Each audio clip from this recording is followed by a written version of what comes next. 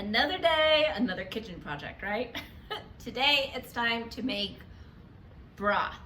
I am out of broth completely in my house. So I went to go cook dinner. I found 1 pint of broth.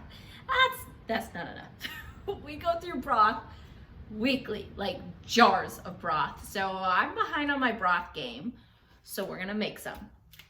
I make broth super easy. I don't do anything overly complicated. I try to keep it as simple as possible.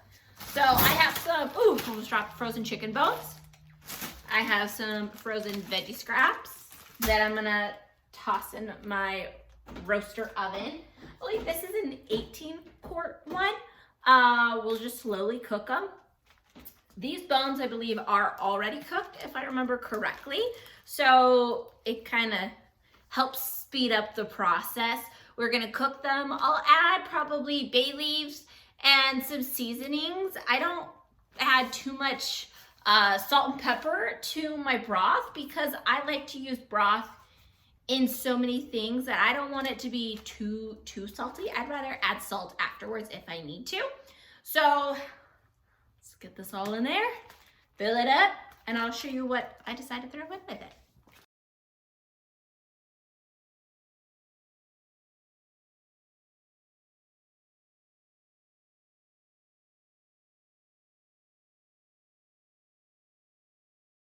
Pretty much filled up to the top with water. Stick my lid on. I guess I could go, I'll play it a little safe. I could go a little higher.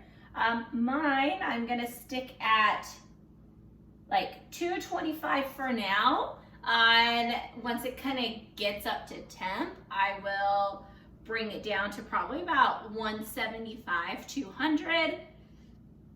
And then I'll just let it sit. When I go to bed, I turn it on minimum and it will still do its thing, but it's not like actively super hot, I guess you could say. And then I will let this go for 24, 36 hours.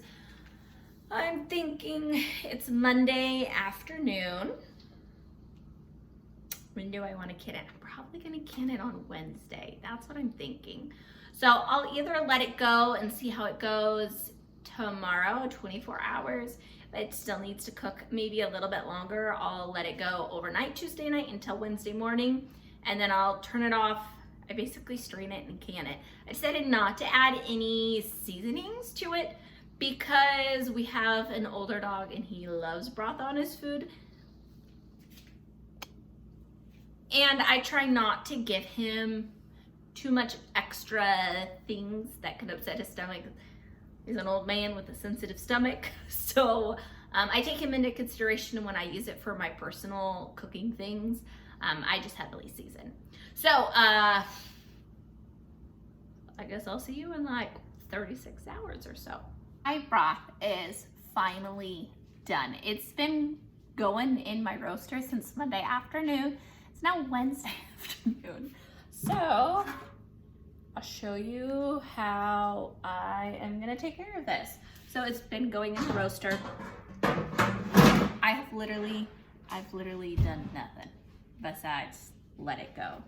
So it's now time to strain it. I just put colander over. This is just a big measuring cup, not mixing bowl. All I'm gonna do is scoop it out, and you can see, look at that color. And I am going to strain it.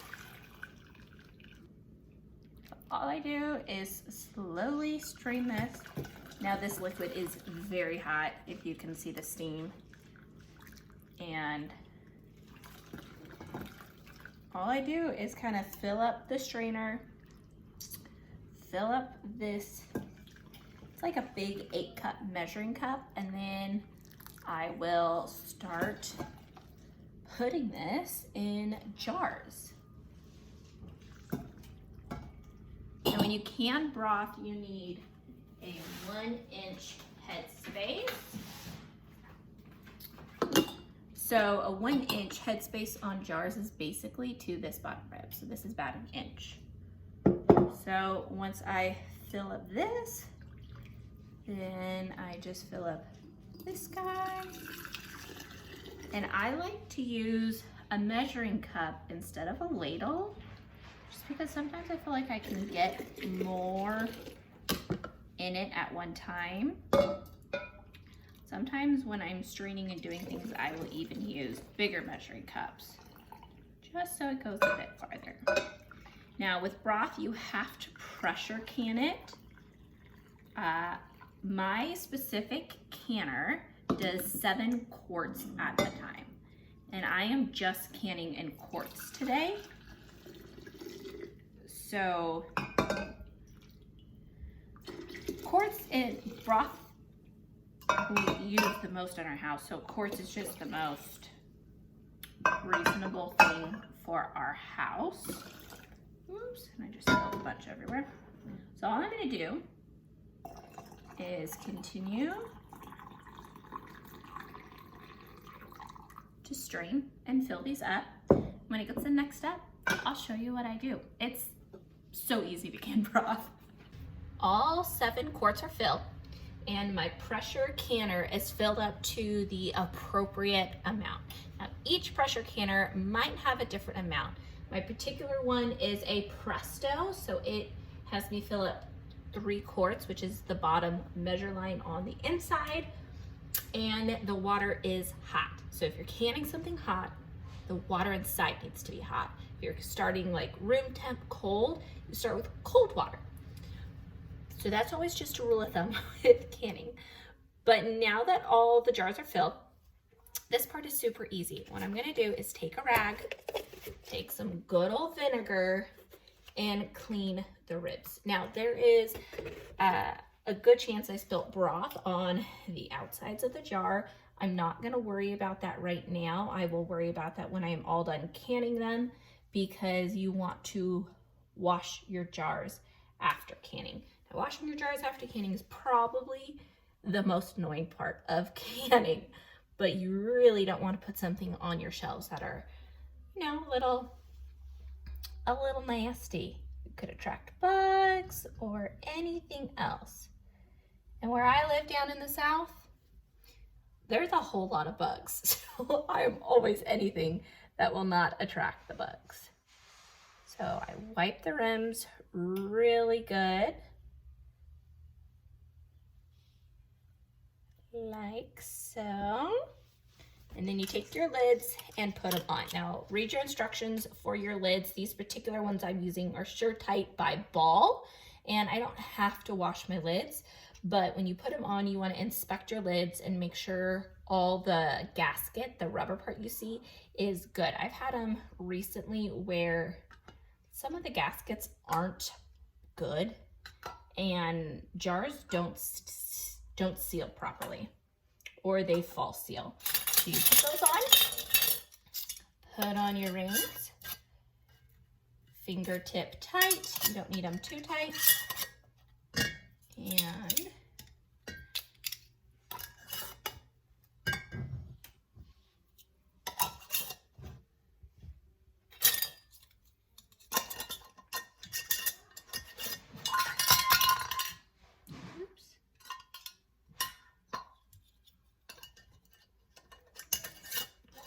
now, pressure canning takes way longer than water bath canning.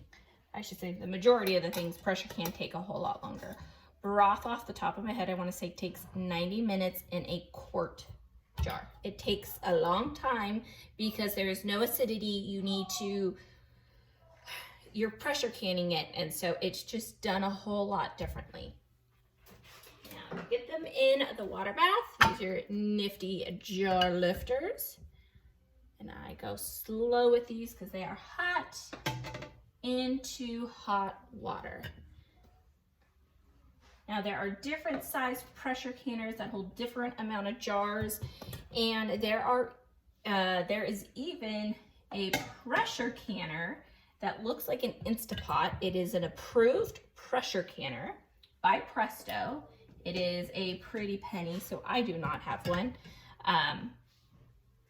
And you can basically like fill it, set it, and forget about it, which is super cool. And I've heard it's pretty quiet. The one thing with pressure canning, especially my pressure canner, is it's kind of loud. All right, all 7 quarts fit in here perfectly. I make sure my gasket, the black part, is on, and my particular pressure canner has a little picture of, you want to line up the V's with the correct V's, and then it will seal, and it's a little hard to turn. Now you can see on top, here is the vent, and this is what pops up when it comes to pressure. Up here, I don't know if you can tell, a little black guy, he is like the fail-safe for pressure canning, so nothing will explode like we're told. So what I'm going to do now that my water's hot, everything is in here, I turn it up to like medium-high heat, and I wait for steam to come out of this vent. And once the steam comes out, I start a clock for 10 minutes. After that, I will put my weight on. Now your weight, the amount of weight you need will depend upon your elevation. My elevation, I'm basically at sea level, so I will need 10 pounds. And what's cool about this particular weight is this equals 5, 5, and 5. So you can go up to 15 pounds. So I only need 10. So once this comes to pressure, I will put this on, and then you let this start rocking. So now that this is on and going, I'll come back and show you what we do once we get to pressure. This is when it gets a little loud in pressure canning. Okay, it is up to pressure. This little guy has been popped up. This has now been venting for me for 10 minutes. So what I'm going to do is I'm going to take my weight and I'm just going to pop it on. Now what it will do is once it comes to pressure and holding at 10 pounds, this little guy will start to rock and dance. When it is a consistent rocking, you then start your timer. So pressure canning is kind of like using that Instapot. You got to let it come to pressure, and then it will hold at that pressure. Once this gets dancing, I'll show you what it looks like, and we will start our timer. All right, can you see him dancing? That is where you want to go to start your timer. Now, for broth and quarts, it's 25 minutes. I have no clue why I was thinking 90. Probably because that's beans, and beans is next on my list to do. But we're gonna set a timer, 25 minute, and I'll come back and show you what we do at the end. Before pressure canning, I used to make stock and freeze it. But it got to a point where I was trying to save so much stock I had no room in my freezer. So pressure canning became my next thing. Now, when I bought my pressure canner, it was about 75, 80 bucks. I believe they cost more now. Now the cost of goods have gone up, but they are still worth your investment because you can use them forever. I love them. So I really love pressure canning, you guys. I can't not talk about how much I love pressure canning, especially things like stock, stuff I use all the time that I have now not bought at the store for years because I can just make it at home really easy, and it doesn't take a lot of time. It really doesn't. I think the dishes from the roaster oven take more time than really canning it does. And once you get into the flow, it gets easier and easier. So once this cools and I pull it out, I'll show you how it's looking.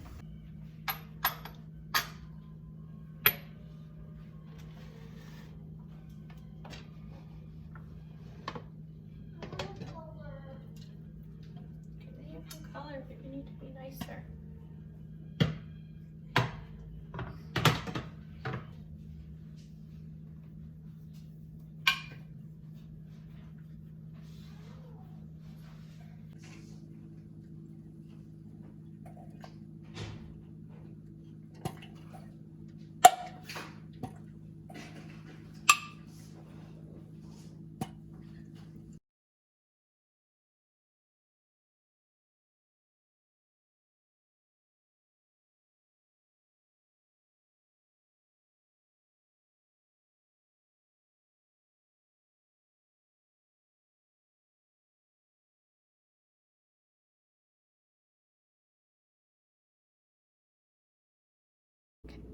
a quick chat about good practices when canning.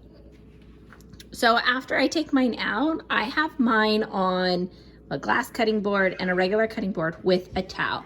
This is just in case to protect my countertops.